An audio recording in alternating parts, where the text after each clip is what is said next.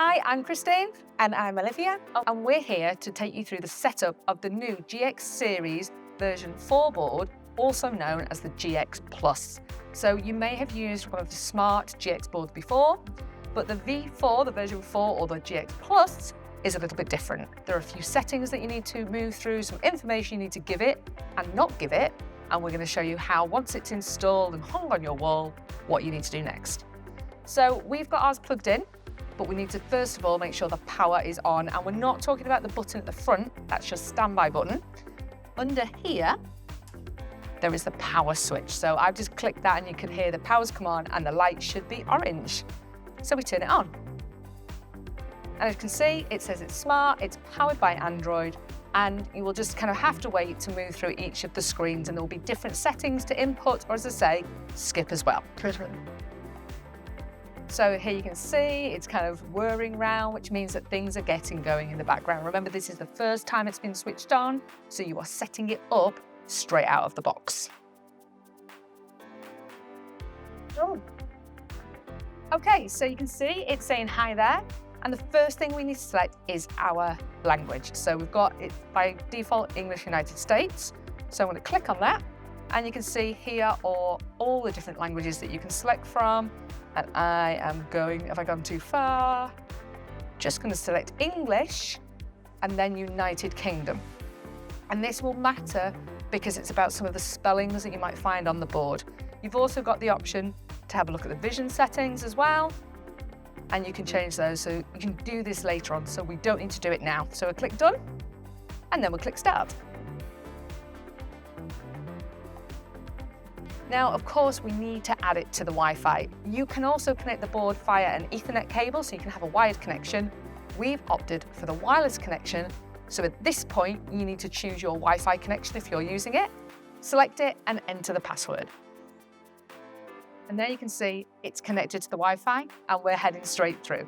So it's already asking us if we want to update the board, because as we know with technology, there's always updates coming through and that can be done. Just for now, I'm going to say next time. You, of course, could select download. We will show you as well a little bit later on how to find updates once your board is set up. And as you can see, it might take a few minutes. It's just getting the board ready using the UK English settings and getting it ready for you to use in your classroom. So here it asks, do you want to copy apps and data? So if you've got different devices, you can do this. This is great if you're using your own mobile phone or tablet and you're upgrading. We don't want to do that though with our board, so we click don't copy. We do not want to go next, don't copy. So we are starting the board fresh because of course we don't want to copy data from a device, otherwise that's going to follow every single board around. So here it's asking us to sign into our Google account. Of course you can. I wouldn't advise it because that then means that this board is linked to that email account.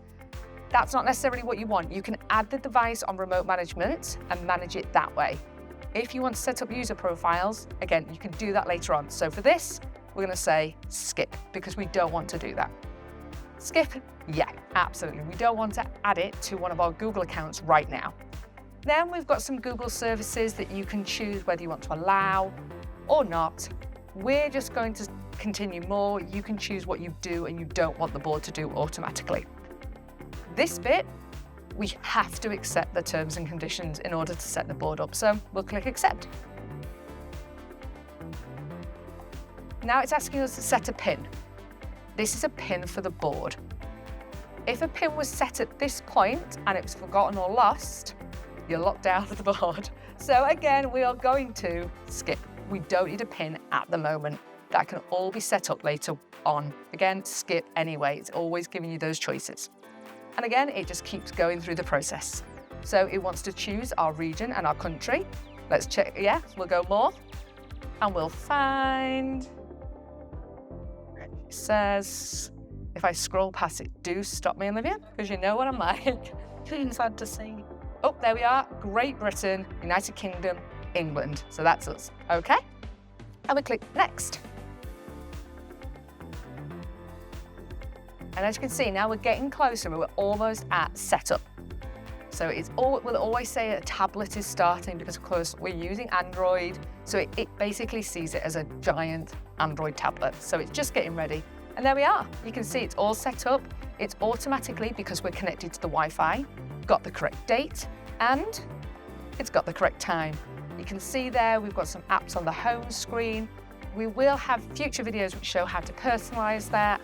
You've got that kind of Google look, you've got your home button, etc. What else came with the board then, Olivia, in the box? So we had a very nice accessory box. So inside here, you will have your power cable and your antenna, which we've already put onto the board. So these are just ones to show you. You also have some more cables. So you have your touch cable and your USB-C cable. So if you want to be using that for your connectivity. Yeah, you might have a HDMI as well, but obviously you've got them there. So keep a hold of them. They're always handy to keep because sometimes cables go missing. They go walkies. And then you also have your remote and your pens. So we'll just take these out of their packaging so we can get those on the board. So they're just magnetic and they'll just sit to the front there. So just like on the previous versions of the GX, they sit on the front there, they're magnetic. But as you can see, visually, the board is very much the same. It's just now got kind of a white frame, so it's a little bit different. You've still got your buttons over the side there, built-in speakers at the front, connector panel here, so you connect a computer or a device, and again, they're hidden around the back as well for you to connect to. And as you can see, it's EDLA certified, so that's one of the big upgrades between previous versions of the GX and the GX series version 4, or otherwise known as the GX Plus. So when we were setting it up, obviously it said that there was an update that we need to install, and there's a couple of ways to look for that. So first is going to settings, and then you scroll all the way down, and then in system, you've got the system update. So that is obviously the Android, so you check for the update there, and this we know is up to date. What you've also got at the side of the screen are these two little menus that pop up. So there's one here, and Olivia, you've got the same thing there. And you just need to go to the little kind of setting dials, if you like, so kind of like sliders. Go down to System, and then System Update. And then click Refresh.